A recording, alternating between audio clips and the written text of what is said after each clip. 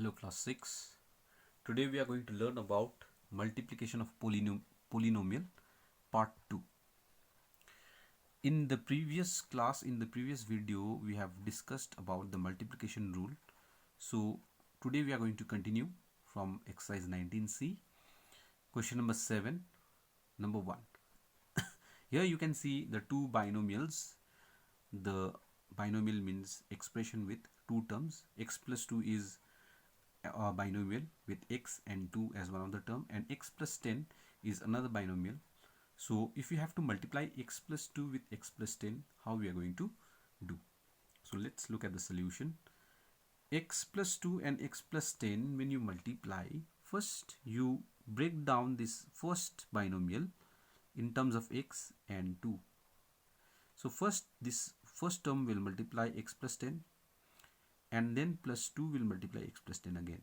Okay, remember, x will multiply the second binomial, again plus 2 will multiply the second binomial. Okay, so when x and x multiplies, you'll get x squared, plus 10 and x gives you 10x, plus 2 and x gives you 2x, and 2 times 10 gives you 20. Now look at the two like terms with x terms. So when you add them, you'll get 12x. So x square plus 12x plus 20 is your answer for this multiplication. Number 6. So 3x minus 5y and x plus 6y. Again, the two binomials, one with the negative sign over here. Okay, so let's look at the solution. So again, 3x minus 5y gets multiplied with x plus 6y. Always write the two binomials within the bracket. You cannot just write one within the bracket and the other one out of the bracket. You have to write everything inside the bracket if it's not a single term. If it is more than one term, then has to be enclosed within the bracket. So 3x multiplies x plus 6y, just like the previous case. Again, minus 5y multiplies x plus 6y. So multiply 3x with x, you will get 3x squared, plus into plus, plus 3x into 6y will give you 6 times 3, 18, x times y, xy. Now here there is minus, so you need to be careful with minus sign. 5y times x gives you 5xy, and minus into plus will give you minus. And plus into minus over here, this plus will change its sign because of this minus sign, so it becomes minus. 5 times 6 is 30, y times y is y squared. Now these are the two like terms which can be simplified. Different signs, so we'll subtract 18 minus 5 is 13 xy, and the remaining terms remains as it is, 3x squared and minus 30y squared. Okay, so your overall answer is 3x squared plus 13xy minus 30y square is your answer.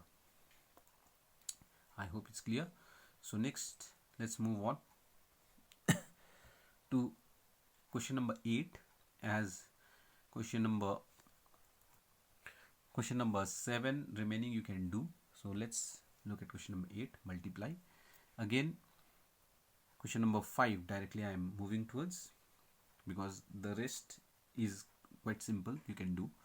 So over here, xyz and minus 13xy square z plus 15x square yz minus 6xyz square is getting multiplied.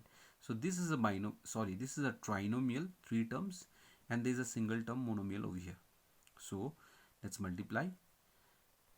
xyz is kept outside the bracket because there is a trinomial here which has to be inside the bracket, and xyz is a simple monomial, so there is no need to put this one inside the bracket. But if you wish to put this inside the bracket, then you can. It's not, it's not wrong. So multiply this with all the terms. xyz multiplies with minus 13xy square z, you will get 13 only, and minus sign only. X times x gives you x squared, y times y squared gives you y cubed, z times z gives you z squared. Okay, plus into plus, plus 15 times 1 is 15, x squared into x gives you x cubed, y times y gives you y squared, z times z gives you z squared. Minus comes over here because there is no minus over here, so no sign will change.